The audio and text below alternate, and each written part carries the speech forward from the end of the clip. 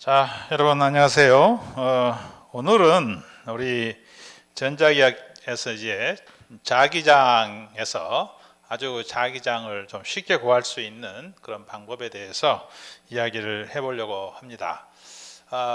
여러분들 이 전기장에서도 적분을 통해서 정식 적분을 통해서 필드를 구하는 것은 대단히 복잡했었죠. 그런데 어떤 이 대칭성을 가지고 있는 경우에 가우스 법칙을 이용하면 쉽게 좀 구할 수 있었잖아요. 그와 흡사한 또 어떤 법칙이 우리 자기장에서는 없을까? 이제 이런 생각이 자연스럽게 들죠. 왜냐하면은 전기장과 자기장은 보니까 서로 굉장히 닮았어요. 비슷해요. 나중에 우리 더 배우게 되면 전기장과 자기장은 사실은 한 몸이라는 걸 알게 돼요. 굉장히 같이 연결되어 있는데요. 오늘은 일단 이 정자기장, 그러니까 static magnetic field에서 magnetic field를 구하는 아주 간단한 좋은 그런 방법을 소개하려고 합니다. 그래서 전기장에서는 가우스 법칙이 있었다면 가우스 법칙이 있었다면 자기장에서는 암페어 법칙이 있습니다. 그래서 암페어 법칙. 그래서 이거에 대한 의미를 오늘 먼저 한번 살펴보려고 그래요. 그래서 가우스 법칙은 우리 전기장에서 공부했던 그런 내용을 한번 리마인드 해보세요. 뭐였습니까? 어떤 이 닫힌 면에서 D 벡터는 전속 밀도 벡터라고 했어요. 그러니까 전속하면 여러분 쉽게 전기장을 화살 모양으로 이렇게 표시했다, 이렇게 생각하면 좋겠습니다. 자, DDS는 Q다 하는 것이 Q enclosed 닫힌 공간에 갇혀 있는 전체 전하량이다 하는 것이 가우스 법칙이었어요. 그래서 이거 Q라고 하는 것은 일반적으로는 이제 rho V, dV 이렇게 돼서 rho V라고 하는 것은 이제 전하 밀도죠. 전하 밀도입니다. 전하 밀도를 3차원 공간에서 다 적분해주면 총 전하량이 되겠죠. 그러니까 가우스 법칙이 의미하는 바는 뭐냐 하면은 여기에 뭐 가장 쉽게 출발점은 뭐였어요? 이 점전하였어요. 여러분들이 점이 만드는 필드, 전기장에서요. 점이 만드는 전기장 필드를 다 이해를 하면 형상이 복잡하더라도 그 연장선상에서 다 여러분들이 이해를 할 수 있어요. 그래서 점에서부터 시작을 하는데 그걸 여러분들이 아주 잘 이해를 하는 게 중요합니다. 그래서 이걸 뭐 형태는 상관이 없습니다. 형태는 상관이 없고 여기에 어떤 닫힌 면 있다. 이게 뭐 구여도 상관이 없고 육각형이도 상관이 없고 어떤 임의의 그런 면이도 상관없다. 단 그 면이 닫혀 있어야 된다. 그러니까 열린 데가 없다. 모조리 다 닫혀 있다 하는 그런 의미의 이제 적분 기호였죠. 그걸 구하면 요 안에 있는 총 전하량과 같아지더라 하는 거였어요. 그런데 또 가우스 법칙 이야기하는 것은 이 공간이 뭐 입실론이다 하고 가정을 했어요. 입실론. 자, 입실론은 뭐였냐면은 우리 물질의 유전율이었죠. 물질에서 전개가 가해지면 분극이 얼마나 생기느냐 하는 것을 가리키는 그런 물질 상수였단 말이죠. 그래서 이 유전율은 유전체의 종류에 따라서 다 다르다고 그랬어요.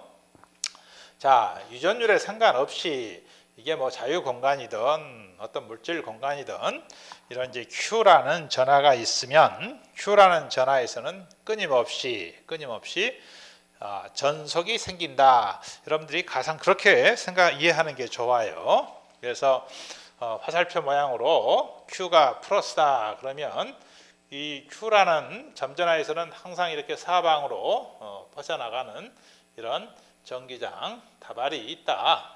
이렇게 머릿속에 그림을 그리자 하는 거예요. 그래서 이게 화살이니까 화살이 우리 3차원 무한 공간으로 쫙 뻗어간다는 거예요. 그래서 이 화살을 다 ds 면에서 다 받아들인다면 이런 이야기가 되겠습니다. 그러면 이 면이 화살을 다 수집하는 관역판이다 이렇게 생각을 여러분들 해보세요. 그러면은 이 물질에 상관없이 이 Q라는 전하에서 나오는 화살은 뚫고 나온다. 전속 물질이 D 벡터가 그래서 이 화살을 다 더하면 전하의 Q를 알 수 있다 하는 것이 가우스 법칙이에요. Q가 크면 나오는 화살이 더 많다, 전송량이 더 많다 하는 것을 의미하더라 하는 거예요. 근데 이 화살을 모은다는 의미에서 보면 이 Q가 이 모든 사방으로 균일하게 퍼져나가기 때문에 이 모양이 어떤 모양이어도 상관이 없죠. 이런 모양이든 혹은 다른 모양이든 어찌됐건 저 화살은 무한 공간으로 가기 때문에 예를 들어서 이 1번 면, 2번 면 그 형태는 다르고 크기도 다르지만 어차피 저 점을 떠난 화살은 이 무한 공간 내에 있는 어떤 이 클로즈드 면에 있으면 그 면을 다 관통해서 지나갈 수밖에 없겠죠. 그게 가우스 법칙의 이 핵심 내용입니다. 그래서 이 화살을 다 한번 수집을 해본다면, 이 안에 있는 전하량과 같아지더라 하는 거예요. 요 Q가 하나 더 있어도 상관이 없죠. 여기 Q1, Q2가 있다. 그러면 또 Q2는 Q2대로 화살을 내놓을 것이다 하는 거예요. Q2는 Q2대로 화살을 내놓으니까 결과적으로 보면 Q1이 내놓은 화살, Q2가 내놓은 화살 이게 다 더해져서 면을 통과하겠죠. 통과하겠어요. 그래서 이 전하의 개수에 상관이 없다는 소리는 이게 연속 전하에도 상관이 없다 하는 거죠. 왜냐하면 연속 전하는 쪼개고 하면은 다 점전하의 집합으로 볼 수 있으니까요. 그래서 이런 로브 DV 이렇게 된다는 거예요. 이게 이 가우스 법칙의 핵심 내용이었습니다. 여기서 말하는 Q라고 하는 것은 이제 이 자유 전하라고 할 수 있어요. 그러니까 이 바운드 전하가 아니란 소리예요. 그래서 바운드 전하, 속박된 전하 하는 것은 원자에서 플러스하고 마이너스하고 이게 이렇게 중심이 맞지 않을 수가 있다고 그랬죠. 그걸 분극이라고 그랬어요.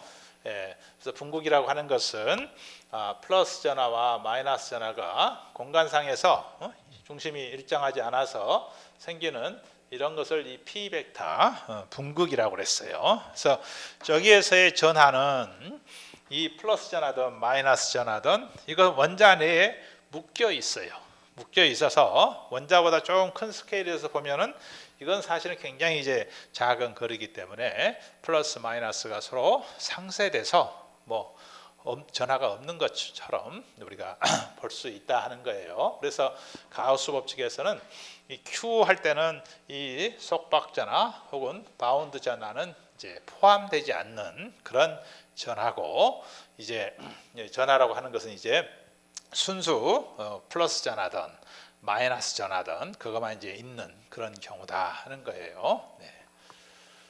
자, 이런 게 가우스 법칙이었습니다. 그래서 가우스 법칙 D 여기서 우리가 이제 D라고 하는 거, 그래서 D 벡터는 입실론 E 벡터 이렇게 연결이 됐었습니다.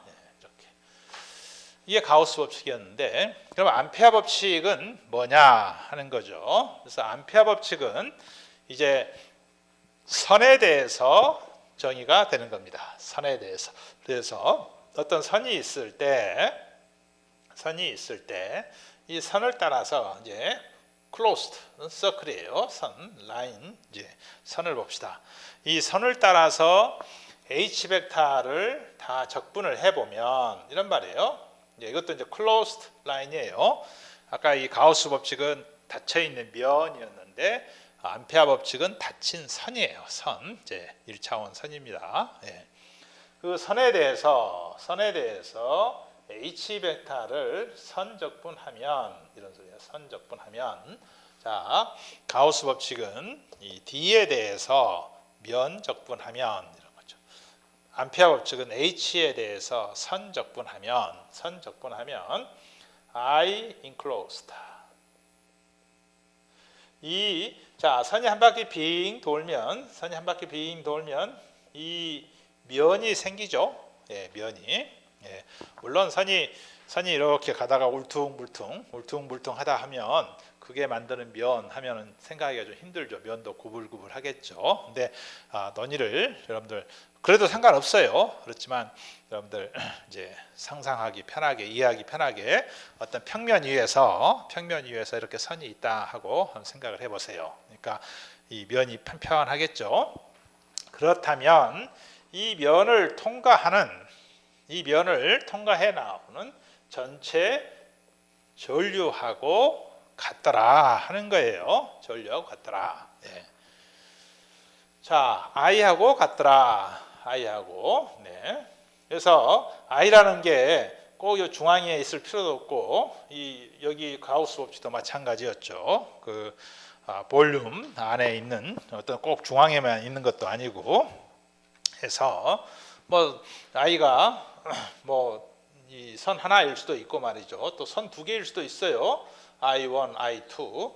어찌됐건 이 면을 통과하는 토덜 전류다. 전체 전하다. 전체 전류다 하는 거예요. 전체 전류다. 예, 그래서 I enclosed다 하는 거죠. 자, 그러면 I라고 하는 것은 이제 우리 전자기학적인 이제 개념에서 보면 전류 밀도를 다 면 적분한 거였죠. 그래서 이걸 이루는 이 선이 만드는 면을 S라고 해보죠. 면. 그러면 이 면 위에서 J 벡터를 ds 면 적분한 거랑 같다 하는 거랑 이제 같다 하는 것을 알 수 있죠. JDS다. 예, 이게 이게 이 암페어 법칙입니다. 암페어 법칙이에요. 예. 그래서 이 암페어 법칙은 어떤 이제 선을 따라서 말이죠. 선을 따라서 전류가 흐를 때 전류 I가 이제 흐른다고 합시다. 우리가 지금까지 선 전류가 만드는 H 필드를 계산을 해봤죠. 그러면 가우스 법칙이 이야기하는 바는 뭐냐 하면은 이 선을 따라서 이렇게 룹을 만들 수도 있죠. 어떤 경우는 룹을 뭐 가운데를 통과하게 이렇게 만들 수도 있죠. 어떤 경우는 이렇게 사각형을 만들 수도 있네요. 네. 어떤 형태로 만들지 간에 자 여기서 이 각각의 면을 관통하는 전류는 I로 또 같죠. 그래서 어떤 경우에도 이 HDL을 해주면 I하고 같아지더라 하는 것이 이 암페어 법칙이다 하는 거예요. 이 케이스에서도 I가 되고 이 케이스도 I가 되고 이런 케이스에도 I가 된다 하는 거예요. 그래서 암페어 법칙은 꼭 전류의 흐름, 전류의 모양 이런 것이 대칭이 아니더라도 항상 성립하는 그런 법칙입니다. 그래서 그렇지만 이걸 적용할 때는 이 전류의 이 모양이 대칭일 때 이제 쉽게 적용할 수 있어요. 가우스 법칙도 그랬죠. 그렇지만 이 암페어 법칙은 꼭 대칭이 아닌 경우에도 사실은 성립한다 하는 거죠. 자, 그럼 여기서 스토크의 정리를 적용을 해볼까요? 스토크의 정리. 그래서 여기서 스토크의 정리를 적용을 하면 스토크의 정리는 뭐였습니까? 이 면적분, 선적분을 연결시켜주는 그런 정리였습니다. 그래서 저게 선적분이니까 스토크의 정리는 면적분이었어요. 그래서 컬 H의 ds 벡터 이거랑 같다 하는 것이 스토크의 정리였죠. 그래서 이거하고 이 같으니까 이 적분의 S 면도 같죠. 그래서 나오는 것이 컬 H는 J 벡터다 하는 게 하나 나오네요. 자, 여기서 오늘 또 하나의 맥스웰 방정식이 나옵니다. 우리 전기장에서 두 개의 맥스웰 방정식을 만들어냈죠. 먼저 배운 게 뭐였어요? 가우스 법칙이 다이버전스 D는 로 V다 하는 거랑 등가였죠. 네, 이거 하나 만들어졌고 그 다음에 컬 E 벡터는 0이다 하는 걸 만들어졌어요. 컬 E 벡터는 0이다. 이건 이제 이 벡터가 보존장이다 하는 거랑 같은 의미였어요. 네. 자, 이 두 개에다가 오늘 이거 하나를 더했네요. 네. 컬 H는 J다. 그래서 어떤 점에서 컬을 구한다는 소리는 어떤 점에서 아주 작은 룹을 만들어서 컬 이제 선적분을 해보면 이 룹을 통과하는 J하고 같아지더라 하는 것이 이거다 이거예요. 그래서 이게 이 미분으로 표시하면 이런 거고 적분으로 표시하면 암페어 법칙이 된다 하는 거예요. 예. 그래서 저 암페어 요 룹이죠. 암페어 룹이라고 해요. 암페어 룹을 작게 해서 아주 작게 미분 형태로 가다 보면 컬 H는 J가 된다 하는 것이 이 암페어 법칙의 핵심적인 내용이 되겠습니다. 네. 자, 그래서 이 암페어 법칙을 이제 적용을 해보자. 그래서 암페어 법칙의 물리적인 의미를 또 가우스 법칙과 한번 연동해서 생각을 한번 해보도록 하겠습니다. 자, 그걸 하기 위해서 일단 가장 간단한 이제 전류 형태를 봅시다. 우리가 알고 있는 이미 이제 구했죠. 이 무한선 I 선이 무한히 긴 선이 있다. 이럴 때 H 벡터는 우리가 이제 어려운 적분을 통해서 구했었죠. 뭐였습니까? 2파이 로분의 I 그다음에 A 파이 벡터다 이렇게 구했단 말이에요. 그래서 로라고 하는 것은 이제 어떤 점 P에서 보면 이 선에서부터 이렇게 로만큼 떨어진 거리에서 H 벡터는 이 A 파이 벡터. 그래서 A 파이 벡터는 이렇게 선을 휘감는 방향으로 생기더라 하는 거죠. 그래서 H 벡터는 이렇게 휘감는 방향으로 이렇게 생겨서 오른손 법칙을 항상 적용하라고 그랬죠. 엄지손가락 방향으로 했을 때 나머지 손이 휘감는 방향 해서 H 벡터는 이런 방향으로 생긴다 하는 거죠. 그래서 이건 마치 회오리 바람 같아요. 이 뭡니까? 토네이도 회오리 바람 보면 공기 위와 아래의 압력 차이가 이제 압력 차이에 비례해서 이 회오리 바람의 강도가 정해져요. 그래서 압력이 크면 클수록 회오리의 속도도 빠르고 그 반경도 더 멀리 커지게 되죠. 그와 비슷한 현상이 이 전류 I가 회오리 바람에서 그 압력에 해당하겠다 이거예요. I가 크면 클수록 이 H 회오리가 더 세게 생기고 이제 멀리 가고 그렇게 이해를 할 수가 있겠죠. 그러면 이 I가 얼마냐 하는 것은 한 바퀴 빙 돌려서 H를 적분해 보면 알 수 있다 하는 거예요. 근데 이제 지난번에 이걸 복잡한 적분을 통해서 구했었는데 암페어 법칙을 적용을 해보자. 그러면 이제 우리가 이제 선험적인 지식으로 이렇게 이제 직선 방향일 때는 이제 대칭적이니까 H 벡터는 이제 동글 도는 방향으로 생긴다. 그래서 A 파이 벡터다. 이렇게 이제 일단 추론할 수 있다 하는 거예요. 추론할 수 있다. 그럼 암페어 법칙을 적용을 해보면 이 룹에 대해서 H 벡터, DL 벡터를 적용을 해보면 자 이런 룹에서 DL 벡터는 이제 여러분들 이런 적분은 익숙하죠. 뭐예요? 로 D 바이의 A 바이 벡터 이걸 적용하면 되잖아요. 그러면 H 파이의 DL 벡터 자 로 D 파이 이렇게 되겠어요. 이렇게. 이게 한 바퀴 빙 돌아야 되겠다 하는 거죠. 0에서 2파이까지. 네. 자 이렇게 해보면 H 파이는 대칭성에 따라서 파이에 상관이 없다. 이 직선 무한히 긴 선이 있는데 뱅글뱅글 돌면서 같은 거리에서 여러분들 쳐다본다면 이 전선의 모양이 똑같잖아요. 똑같아요. 네. 그러니까 이 파이 방향으로는 H 파이가 변동성이 없을 것이다. 로도 마찬가지죠. 그러니까 로 H 파이는 상수 취급을 하고 0에서 2파이 D 파이가 되니까 이거 적분하면 2파이 돼서 2파이 로의 H 파이 이게 된다 이거죠.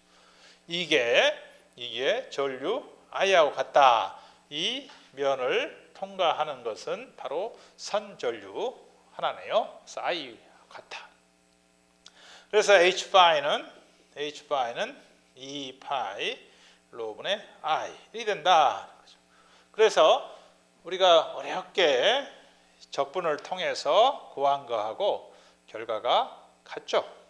네, 같아져 버렸네요. 그렇지만 훨씬 더 쉽게 구할 수가 있네요. 쉽게 구할 수가 있어요.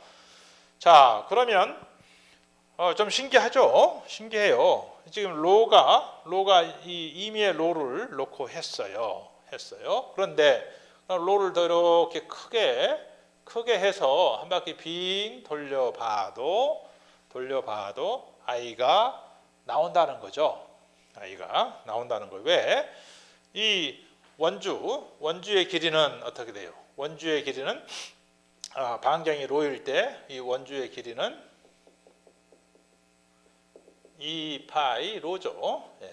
그래서 이 로를 크게 하면 클수록 크게 할수록 이 경로의 길이가 길어지죠. 경로의 길이가 로에 비례해서 길어지는데 반해서 H 필드는 또 로가 크면 클수록 2파이 로의 반비례해서 H가 작아져요.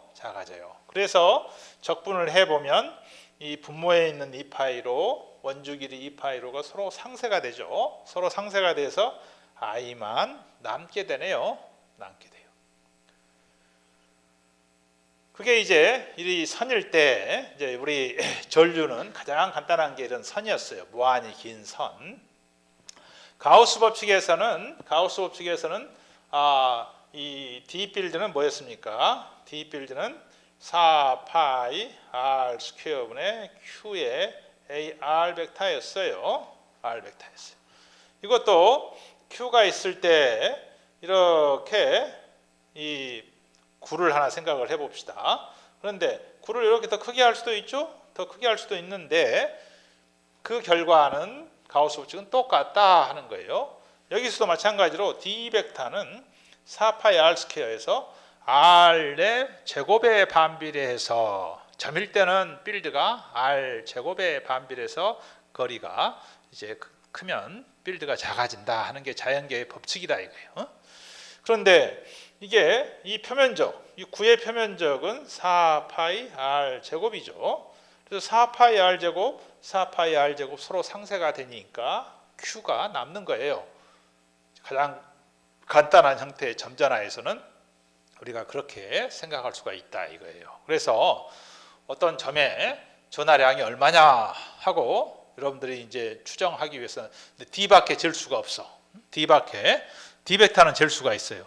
그러면 그 점을 이렇게 구로 둘러싸 가지고 D벡터를 전부 더해보면 Q가 된다 하는 것이 가우스 법칙이에요. 근데 둘러쌀 때 이걸 작은 구로 만드느냐 큰 구로 만드느냐 그건 상관이 없더라 하는 거예요.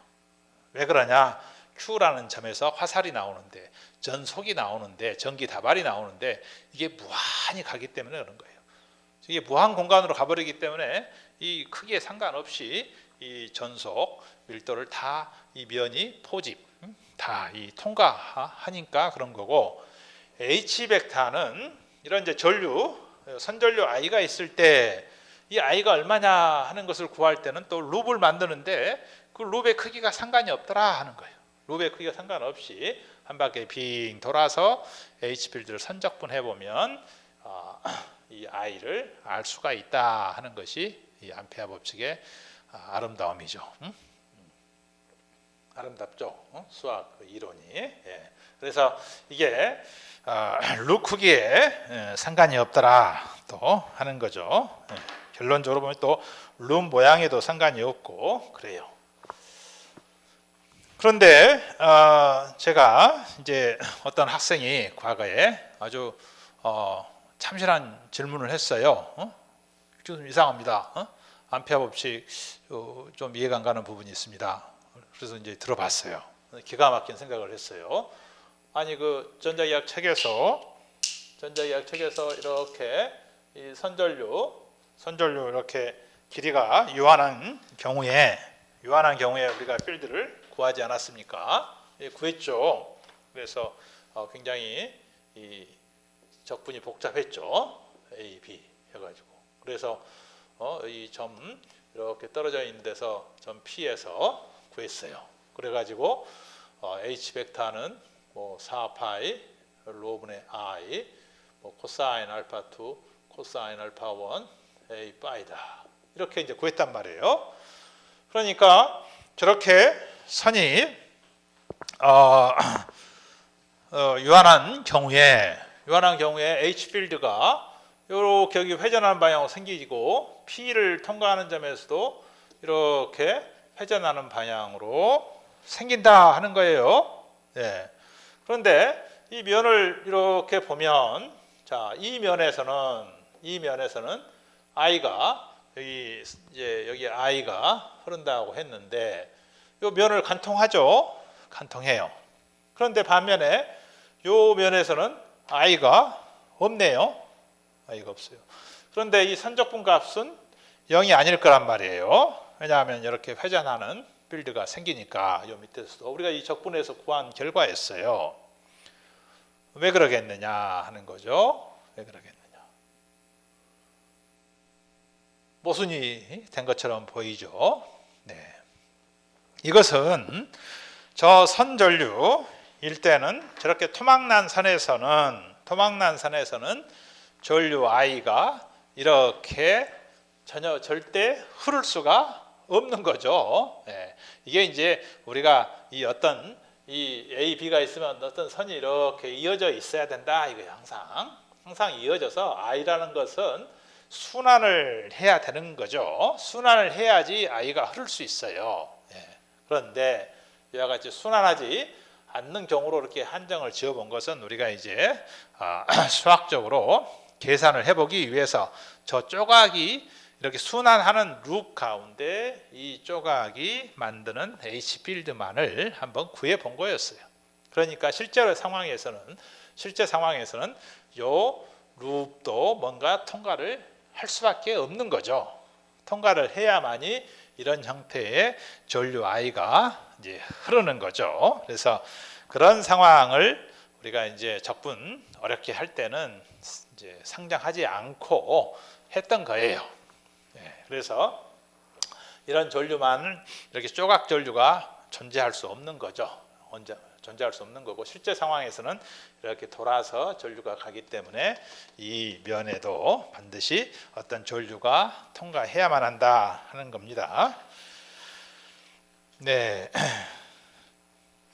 그러면 이제 암페어 법칙을 적용을 해서 또 다른 이 예를 이제 하나 몇 가지 해보겠습니다. 실제 적분을 엄밀한 적분을 통해서 하면 굉장히 복잡할 상황을 이제 암페어 법칙을 쓰면 조금이 아니고 훨씬 더 간단하게 이 필드를 구할 수가 있어요. 두 번째 케이스는 무한 면 전류가 흐르는 경우에 어떻게 되는지 살펴보겠습니다. 그래서 무한히 넓은 면 전류가 XY 평면에 흐른다 하는 거예요. 무한히 넓은. 그런데 이 면 전류가 이렇게 Y 방향으로 흐르고 있다. 한번 그렇게 상정을 해 보겠습니다. 그래서 K 벡터는 이제 면 전류 벡터는 K 벡터는 K의 Y의 A의 Y 벡터로 이렇게 이 면에서 흐르고 있는 겁니다. 그래서 면이 이제 무한하다. 여러분들 항상 무한하다 할 때는 이상적인 경우고 실제는 저런 무한한 크기가 있을 수 없죠. 그래서 유한한 크기지만 저런 면 모양의 어떤 이제 면에서 전류가 흐를 때 그 면이 내가 관측점이 면에 충분히 가깝다. 아주 가깝고 그 거리에 비해서 면의 길이가 훨씬 크다면 그때는 이제 무한 면 전류로 넣고 풀어도 오차가 크지 않다 하는 거죠. 그러니까 이 무한선, 무한면 다 이게 실제로는 극한 상황인 거고 실제 상황에서는 그렇지 않다 하는 것을 내가 누차 이야기를 드립니다. 자, 이런 상황에서는 H 필드가 어떻게 생길까 하는 것을 한번 살펴보겠습니다. 그러면 지금 이 전류가 XY 평면상에서 오른쪽 Y 방향으로 이렇게 균일하게 흐르고 있는 그런 상황이에요. 자, 그러면 이것을 그림을 XG 평면에서 이쪽 방향에서 한번 봐볼까요? 그러면 이제 옆에서 한번 봐보면 이렇게 이게 G축이고 X축이다. 이렇게 했을 때 전류가 이 Y축이 이제 이 칠판을 뚫고 나오는 방향이죠. 거기서 보면 전류가 칠판을 이렇게 뚫고 나오겠어요. 칠판을 뚫고 나온다. 칠판을 뚫고 나오는 이런 형태가 되겠습니다. 칠판을 뚫고 나온다. 자, 이런 것들이 쭉 이렇게 이제 사실은 이제 컨티뉴어스인데 저렇게 선 모양으로 내가 더 알기 쉽게 표시를 해봤어요.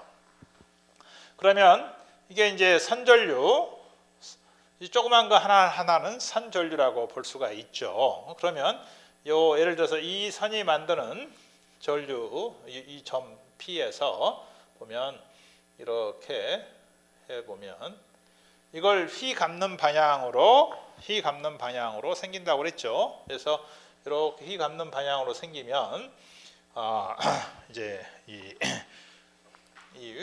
이 점을 중심으로 해서 이 원주를 이렇게 그어보면 여기에 접선 방향으로 H 필드가 요 선이 만드는 H 필드가 생길 거다 하는 것을 알 수가 있죠.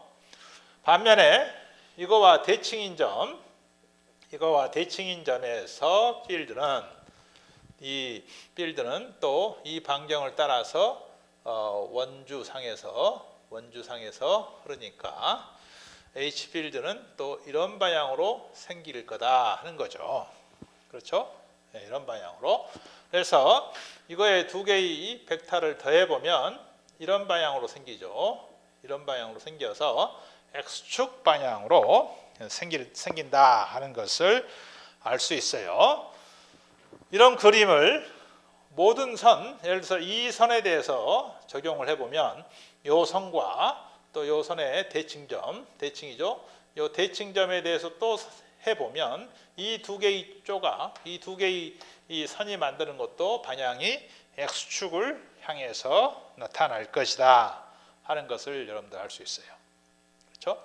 그리고 이 반대 아래쪽에서는 또 이와 똑같은 상황으로 그림을 만들어 보면은 또 이런 형태가 돼서 반대 방향으로 H 필드가 생길 것이다 하는 것을 우리가 추론할 수 있다 하는 거예요. 추론할 수 있다. 그래서 이 위쪽에서는 H 필드가 H0, AX 이런 형태일 것이다 하고 추론하자는 거예요. 이제 여러분들 이 전기장에서도 그랬죠. 무한히 넓은 면에 있으면 그거에 의해서 생기는 필드도 유니폼했었죠.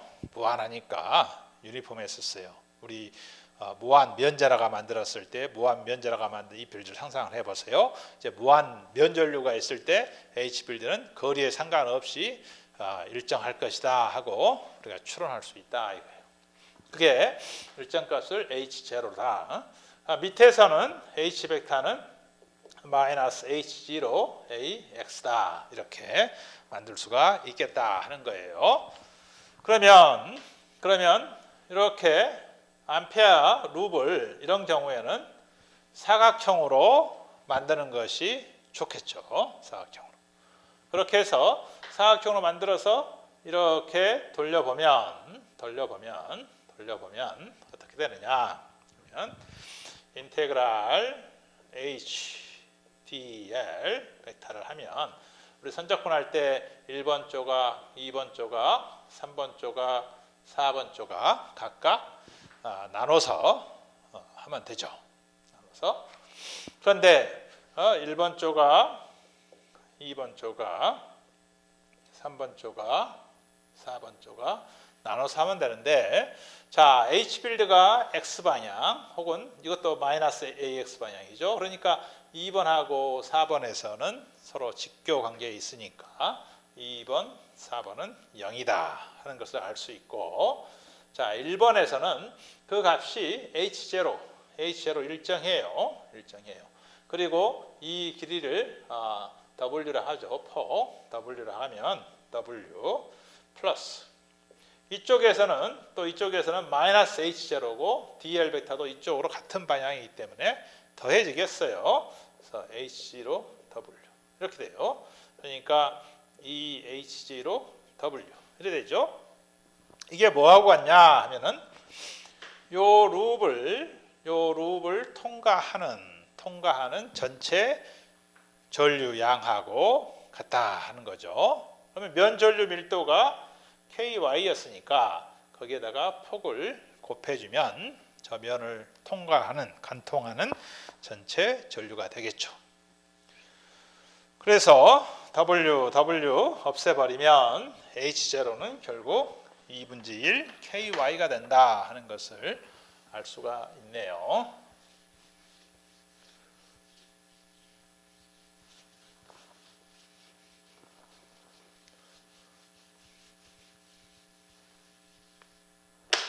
결국 보니까 H0는 2분의 1 KY 이렇게 돼서 H 벡터는 2분의 1 KY AX 벡터 이거나 마이너스 2분의 1 KY AX 벡터 이거나 이렇더라 하는 거예요. 그래서 플러스일 때는 저 윗면이죠. G가 0보다 클 때 이건 G가 0보다 작을 때 이렇게 구별되더라 하는 거예요. 구별되더라. 네. 자, 이런 경우에서는 지금 면이 XY 평면에 있고 전류가 Y 방향으로 흐르고 이럴 때 이제 해놓은 거예요. 전류가 X 방향으로 흐를 수도 있죠. 또 면이 꼭 XY 평면이 아니고 다른 평면일 수도 있죠. 예. 그래서 조금 더 일반화 시켜 본다면 이제 무한히 넓은 어떤 면이 일이 있습니다. 평면이에요. 예. 무한히 이런 넓은 면이 어떤 뭐 각도를 가질 수도 있어요. 이런 넓은 면에서 K 벡터로 면 전류가 밀도가 이렇게 주어져 있다면 이 방향, 이제 임의의 방향이죠. 이런 K 벡터가 만들 때 H 벡터는 어떻게 되겠느냐 하면 이것도 마찬가지예요. K 벡터 방향으로 엄지손가락을 했을 때 면전류는 이제는 선일 때는 뱅글 도는 이렇게 도는 H 필드였다면 무한히 넓은 면전화일 때는 이렇게 직선 방향으로 H 벡터가 생긴다 하는 것을 우리 여기서 이제 추론을 해봤죠. 그러니까 손가락 방향을 K 벡터로 하면 이걸 휘감는 방향이 아니고 이제 이 나머지 손가락이 직선 방향으로 해서 향하는 방향, 그게 되겠어요. 그러니까 H 벡터는 이게 수직인 방향으로 H 벡터가 이렇게 생긴다 하는 거죠. 또 밑에서는 반대 방향으로 H 벡터가 생긴다. 이렇게 생각할 수가 있어요. 그래서 이것을 알기 쉽게 위에서는 이 면의 수직인 벡터 이걸 AN 벡터라고 한다면 또 아래의 수직인 벡터는 AN 벡터 1이 되겠죠. 그러면 H 벡터는 2분의 1 하고 K 벡터 크로스 AM 벡터 이렇게 되더라 하는 거예요. 보세요. 한번 생각을 해보세요. K 벡터하고 AM 벡터를 크로스하면 K 벡터, AM 벡터 이렇게 돌리면 H 벡터 이렇게 되죠. 한번 그림을 그려보세요. 그래서 H 벡터는 2분의 1 K AN으로 되더라 하는 것을 여러분들 이해가 다 됐을 걸로 생각합니다. 네. 자, 또 암페어 법칙을 이용해서 이번에는 무한히 긴 동축선에 대해서 해봅시다. 자, 동축선은 우리가 이 전기장 구할 때도 한번 이야기를 했었죠. 이 동축선이 자주 나오는 이 이유는 실제로 우리 전기, 전자 상황에서 아주 많이 쓰기 때문에 그래요. 그래서 이 동축선 만드는 큰 공장들도 우리나라에 많이 있어요. 과거에는 그런 전선들 만드는 회사 이름도 무슨 전선 하는 그런 회사들이 있었어요. 옛날에 LG 이전에 금성이라고 할 때 금성 전선 이런 전선 이렇게 붙은 회사들이 있었습니다. 요즘은 이제 전선이라는 말보다는 조금 더 하이텍 냄새가 나는 그런 말들로다가 이제 회사 이름들을 쓰고 있지만 우리나라에서도 여전히 이 전선을 만드는 그런 산업이 있다 하는 거예요. 그래서 이 동축선이라고 하는 것은 가운데 도체가 있고 또 바깥에 이렇게 도체가 있다 해서 이게 A, 이게 B 이렇게 축이 이렇게 있는, 그래서 안에도 도체고 밖에도 도체고 이런 이제 구조물이라고 그랬어요. 그래서 이게 이제 전송선으로 많이 쓰인다 했단 말이죠. 근데 이걸 이제 자계를 생각을 하기 때문에 전기를 생각할 때는 우리가 이 안에 이 입실론 해서 이 안에 들어있는 이 유전체에 의해서 이 필드가 이제 달라지고 해서 그걸 우리가 구해 봤었어요. 그런데 우리가 이제 실제로 이제 자계를 구할 때는 이 바깥에도 두께를 가지고 있다 이렇게 상정을 해서 그림을 조금 이제 다르게 표시를 해보겠습니다. 그래서 이 바깥에 있는 도체의 두께가 T다 이렇게 생각을 해보죠. 그래서 이 단면을 그림을 다시 그려보면 이렇게 돼 있다 하는 거예요. 이렇게. 그래서 이게 A, 그다음에 이 반경이 B, 그다음에 이 두께를 T라고 해보자.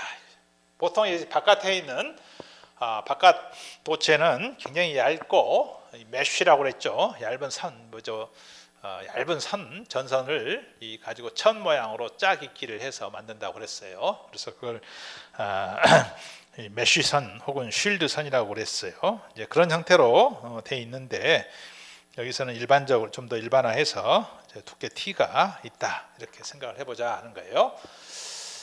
자, 그래서 이게 축이 이쪽 축으로 이제 G축이다. 그래서 G축상에 전류 I가 흐르고 있다 이렇게 생각을 해보면 전류 I는 항상 이 순환을 해야 되기 때문에 자 I가 이 안에 있는 선에서는 이렇게 플러스 G 방향으로 흐른다면 이 바깥의 선을 통해서는 또 I가 반대 방향으로 이제 흘러줘야지 이 룹이 형성이 되겠죠. 그래서 전류 I가 안과 밖이 서로 반대 방향으로 흐르고 있다 이렇게 생각을 해봅시다. 그러면 이 I가 이제 고루고루 분포해 있다 생각을 해봅시다. 그래서 요 내부 선을 통해서 I가 이렇게 나오고 있고 나온 방향으로 이렇게 표시를 하겠습니다. 그 다음에 저 멀리에서 다시 돌아서 들어오는 방향으로 I가 이렇게 바깥에서 또 이렇게 있다 이거죠. 이건 들어가는 방향이 되겠죠. 그래서 이쪽에서는 플러스 I, 이쪽에서는 플러스 I, 바깥선에서는 마이너스 I 이렇게 흐르고 있는 그런 상황이다 하는 거예요. 그런 상황이다. 네, 그런 상황일 때 그러면 이 암페어 법칙을 적용을 할 때 구역을 나눠서 해야겠습니다. 첫 번째는 로가 A보다 작을 때 그러면 저것도 이제 지축 방향으로 원통 대칭성을 가지고 있죠. 그래서 H 벡터는 이 선과 마찬가지로 H 파이 성분만 가지고 있을 것이다 하고 우리가 이제 유추할 수 있어요. 그러니까 대칭성을 이용해서 이 안에다가 암페어 룹을 이렇게 만들어 보자 하는 거예요. 암페어 룹을. 그러면 저 안에서는 H 파이의 H 벡터의 D L 벡터를 해보면 자 H 파이의 DL 벡터는 D로 D 파이였죠. D 파이. 이게 0에서 2 파이까지 해보면 이것은 2 파이로의 H 파이가 되는데 이 룹을 간통하는 전류의 양은 자 이 DC에서는 이제 우리가 지금까지 정전류 시간에 대해서 변동이 없는 것만 생각합니다. 그래서 DC 전류일 때는 전류가 고루고루 이제 도체 안에서 퍼져서 가요. 우리 나중에 이제 시변 타임 시간에 대해서 막 변동하는 그런 전류일 때는 저 전류가 고루고루 도체 안을 흐르는 게 아니고 저 바깥으로 좀 밀려나요. 그래서 도체의 표면 부분으로만 이제 전류가 흘러요.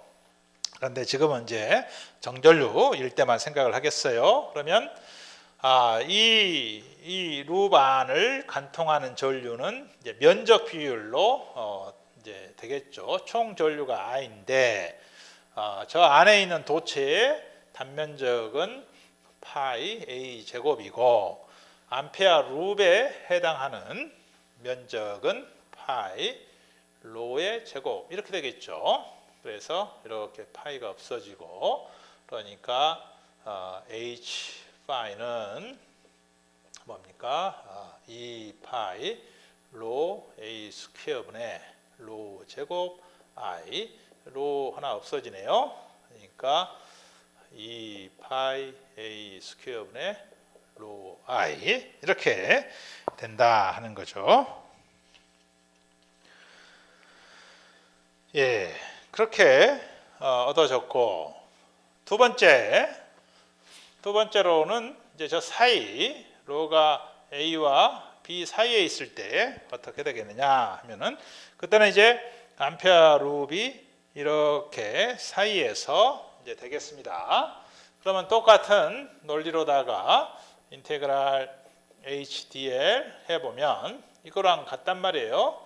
2파이로 H파이인데 이제 전류가 안에 있는 도체, 내부 도체를 다 완전히 이제 다 포함하고 있죠. 그러니까 그 관통하는 전류는 I하고 같아지겠죠. 같아지겠어요. 그래서 H파이는 2파이 로분의 I. 이건 이제 선전류가 만드는 필드하고 같아져요. 선전류이던 원통으로 흐르던 이게 대칭성만 가지고 있으면 그 도체 바깥에 생성되는 H 필드는 같다 이거예요. 무한히 얇은 선이나 이렇게 어떤 부피를 갖는 통선이나 같다는 거죠. 그 다음에 세 번째로는 로가 A에서 A 플러스 B 플러스 T 사이에 있을 때, B, T. 그러니까 이런 경우에는 요 외부 도체를 안에서 룹이 만들어지겠죠. 그러면 그때도 HDL은 똑같죠. 2파이로 H파이가 되는데, 자 여기서 이제 전류는 내부 전류 I는 플러스 방향으로 나오고 외부 전류는 요 룹 안에서 포함되어 있는 요 부분에서는 전류가 안으로 들어가죠. 그러니까 마이너스 I가 되겠네요. 마이너스 I. 그런데 이 마이너스 I는 바깥의 도체를 다 균일하게 나누어서 분포해서 이제 간단 말이죠. 그런데 요 암페어 룹 안에 있는 부분만 면적 비율로 따져본다면 바깥에 있는 도체의 전체 면적은 어떻게 되겠습니까? 전체 면적은 파이 B 플러스 T의 제곱 마이너스, 왜냐면 반경이 B 플러스 T죠. 그 다음에 내부는 파이 B의 제곱 분의, 그 다음에 요 내부 면적은 파이 로의 제곱이죠. 반경이 로의 제곱 마이너스 파이 B의 제곱 이렇게 되겠네요. 네. 자, 그래서 이걸 정리를 다 해보면 이렇게 됩니다. 그래서 뭐 어렵지 않으니까 여러분들 해보세요. 그러면 2파이 로분의 I, 그 다음에 1 마이너스 R 스퀘어 T 스퀘어 플러스 EBT 로 스퀘어 마이너스 B 스퀘어 이렇게 되더라 하는 거죠. 자, 이렇게 되고요. 마지막에는 이제 로가 바깥에 있을 때 B 플러스 T보다 클 때, 그때는 암페어 룹이 바깥에서 이렇게 형성이 돼야겠죠. 밖에서. 그러면 H파이는 밖에서는 이제 0이 되겠죠. 왜냐하면은 이 플러스 I 전류하고 마이너스 I 전류가 서로 상쇄가 되니까요. 상쇄가 되니까 0이 되겠다 하는 거죠. 자, 그래서 이 H에 대해서 그림을 이제 한번 그려보면 어떻게 되느냐. 이쪽을 로축이라 하고 이걸 H파이로 보면 자, A와 B와 B 플러스 T 요 사이에서 보면 이 여기에서는 1번 구간에서는 로에 비례해서 이렇게 커지네요. 커지죠. 네. 그 다음에 2번 구간에서는 로로 반비례해서 떨어지네요. 떨어집니다. 이렇게 로분의 1로 떨어지다가 그 다음에 C번 구간에서는 여기도 마찬가지로 로분의 1로 떨어져서 결국은 0으로 가겠죠. 0으로 가고 그 다음에 0을 유지하는 이런 형태가 된다 하는 거예요. 자,